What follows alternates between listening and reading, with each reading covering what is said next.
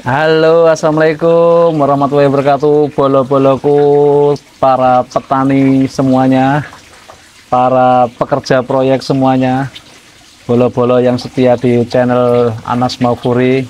Jumpa lagi dengan saya. Saat ini melanjutkan vlog tani saya. Alhamdulillah, bibit yang kemarin kita tanam ada cabai, ada tomat, ada satu lagi terong. Itu ternyata bibit yang paling cepat tumbuh itu adalah terong dan tomat. Yang cabai ini agak kurang ini ya, maksudnya kecambahnya itu ternyata lebih lama dibanding yang lain. Itu waktunya itu udah kurang lebih ada seminggu ya, seminggu lebih kayaknya.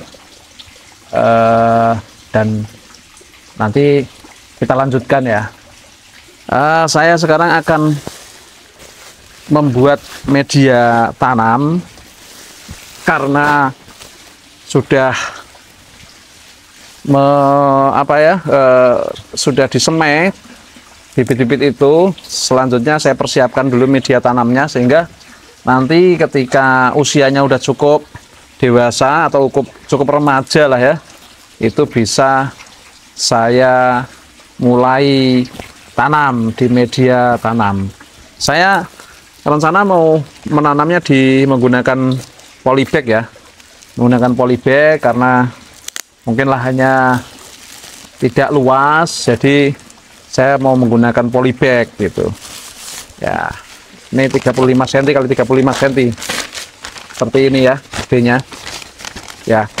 Nah, kemarin yang ikuti di vlog awal, vlog tani ini, saya ini modalnya semua ini 500.000. Nanti kita lihat nih panennya itu seberapa gitu ya, panennya seberapa kita hitung lah sambil latihan gitu. Mudah-mudahan ada manfaatnya gitu. Nah, ini media yang rencana saya pakai ini sudah media tanam. Media tanam ini infonya sudah campuran dari pupuk kandang atau kompos, kemudian ada juga tanahnya, lalu juga ada ada serbuk gergajinya, ada sekamnya gitu, pokoknya udah dicampur-campur lah, sehingga nanti nggak perlu pakai pupuk kimia, infonya yang dagang gitu. Nah, kita praktekkan ya. Ternyata nggak ahli dalam bidang ini, dalam bidang memotong-motong. Memang, oh iya, soal ahli nggak ahli ini, saya jadi ingat buku. Jadi ini bukunya disunting oleh Julia Haskell ya. Ini intinya adalah pelajaran bisnis klasik dari Alexander Agung, Julia Caesar, dan pemimpin-pemimpin terkenal dari zaman Roma dan Yunani kuno. Nah, ini menariknya ada beberapa nih yang saya sudah beberapa saya rangkum gitu ya. Ini ada 4 rahasia Cicero mengenai pemimpin yang efektif. Nah, pemimpin yang efektif itu saya rangkum di sini 5 rahasia Cicero mengenai pemimpin efektif. Yang satu ya, Anda kalau mau jadi pemimpin efektif itu bekerja keras dalam satu urusan. Nah, pokoknya kalau punya urusan ya kerja keras. Terus teguh dalam situasi bahaya. Kalau kondisinya udah bahaya, panik, tetap teguh. Kemudian bersemangat dalam bertindak. Ya, selalu semangat kayak saya ini, wajahnya selalu semangat gitu. Kemudian cepat dalam pelaksanaan. Kalau sudah ada ketok palu, udah rapat, udah diputuskan, langsung dilakukan secara cepat gitu. Kemudian pemahaman yang baik tentang masa depan, harus visioner gitu ya. Gagasan-gagasan kedepannya apa. Nah, itu pemimpin yang baik. Terus tadi yang terkait dengan ahli dan nggak ahli ini, Nah, ini kan kadang kita salah ngerekrut karyawan itu misalkan gitu ya. Nah, ini ada ternyata merekrut dan memecat pegawai. Waduh, ada babnya juga ini. Bagaimana kalau merekrut karyawan itu sebaiknya seperti apa. Nah, ini saya udah rangkum juga. Nih, katanya si Pliny Muda ya, ini dari pemerintahan Trajan Roma abad ke-1 atau memulai abad kedua gitu ya. Ya, sekitar 100 dari 90-an Masehi sampai 170 Masehi. Itu si Pliny nasihatnya kepada kaisar ya waktu itu saat mau merekrut karyawan, dikatakan gini, jangan pekerjakan orang sampai ia selesai dievaluasi.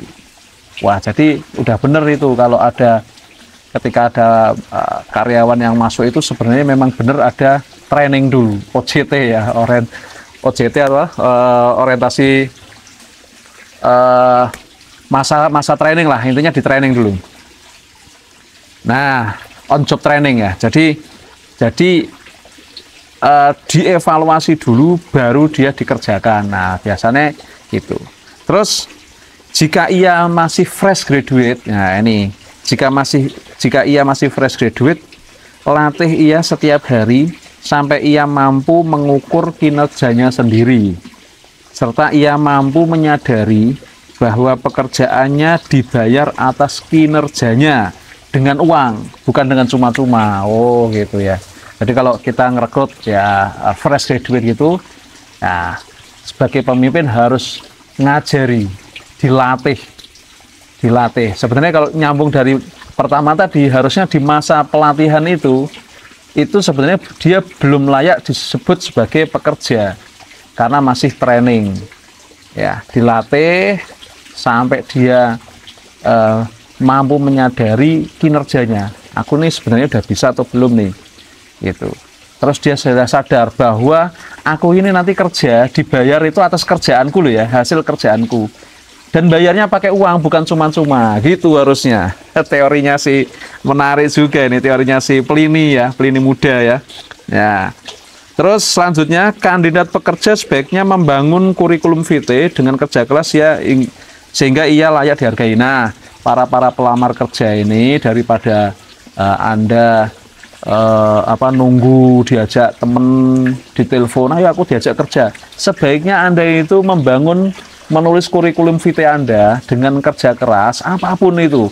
Ya, misalkan saya ini contohnya, wah aku pernah bertani, wah ditulis saja nggak apa-apa, sehingga nanti bos atau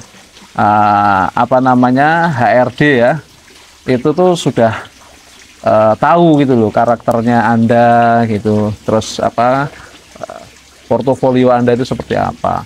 Dengan kerja keras, tulis saja tuh skill-skill Anda ditulis, sehingga ya ia layak untuk dihargai. Oh, kalau si A ini memiliki skill begini ya, Excel-nya jago misalkan, terus bisa bercocok tanam, paham, bisa berenang di laut atau apa, sehingga si HRD itu oh ini layak untuk dihargai sekian gitu.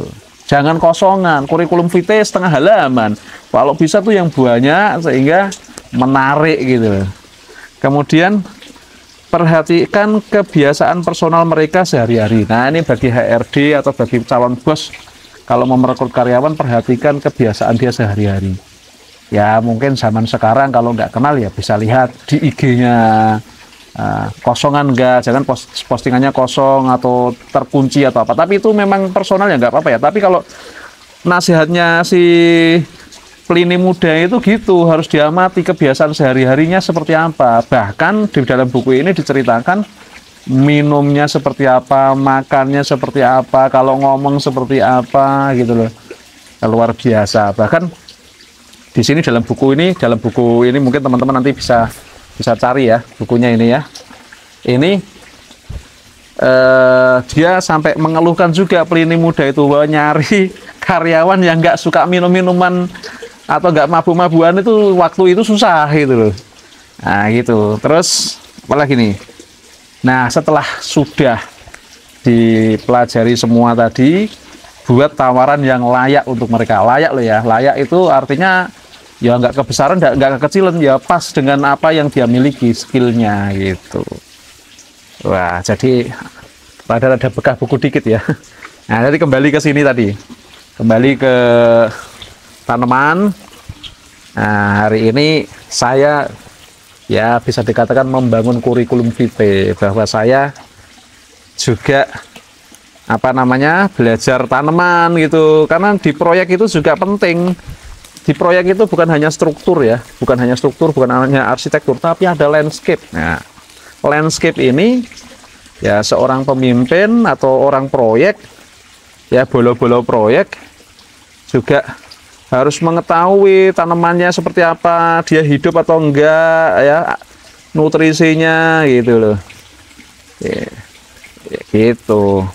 Ya meskipun saya kayaknya memang newbie di tanaman, tapi sebenarnya saya dulu nih mungkin 20 tahun yang lalu, masa-masa remaja, pernah lah nanam-nanam kayak gini, nanam-nanam, pernah belajar di majalah-majalah dulu ya, majalah-majalah Trubus gitu kayak zaman dulu ya, tips and trick bercocok tanam.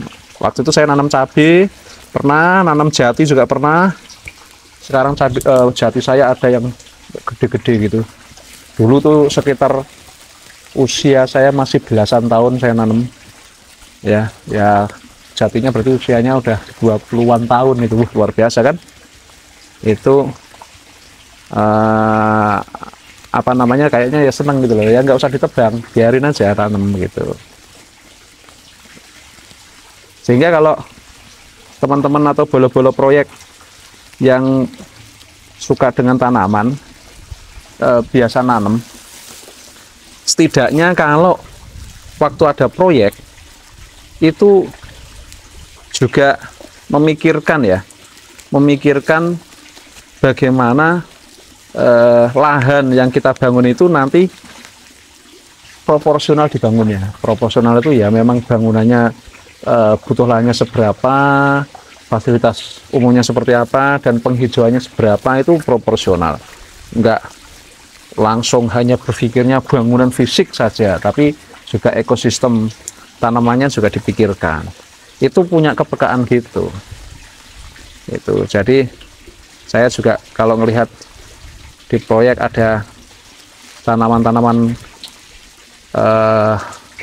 nggak terawat, itu sedih ya. Sedih. Jadi ya kepekaan seperti itu penting, karena seperti yang tadi yang dibicarakan di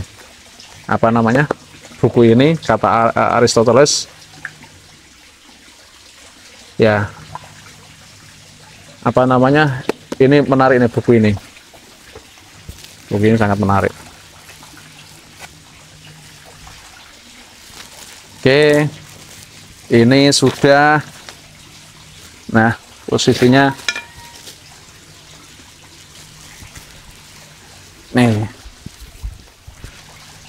ini kompos, bukan kompos, pupuk campuran atau media tanam. Media tanam ini sudah komplit ya, sudah ada komposnya, sudah ada tanahnya, sudah ada sekamnya. Nih. Bismillahirrahmanirrahim. Nah, ya.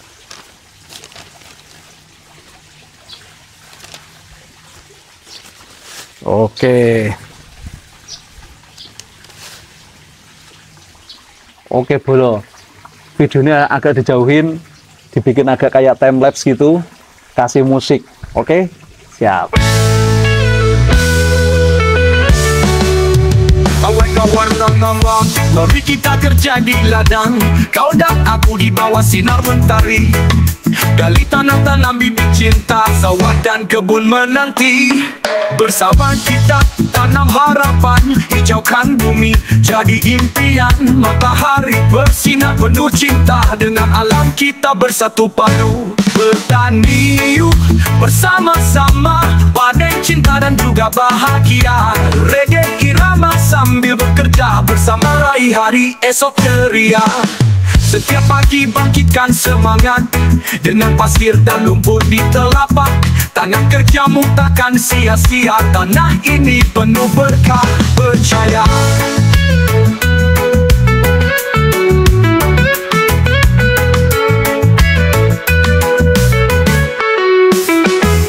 Bersama kita tanam harapan, hijaukan bumi jadi impian. Matahari bersinar penuh cinta, dengan alam kita bersatu padu. Bertani yuk bersama-sama, panen cinta dan juga bahagia. Reggae irama sambil bekerja bersama, raih hari esok ceria. Papaya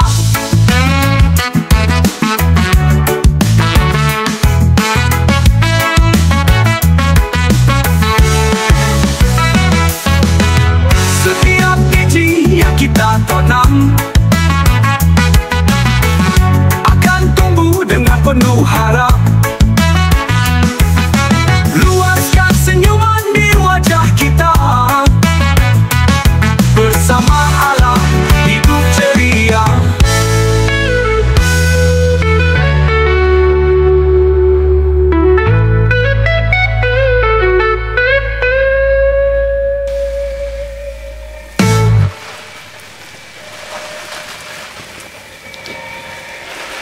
Oke, bolo-bolo tani ya, cukup segini dulu ya untuk pagi hari ini. Habis nyiram ini adalah pohon jambu air. Tadi juga menyiapkan metode atau media tanam. Sekarang kembali beraktivitas dulu. Oke, bolo.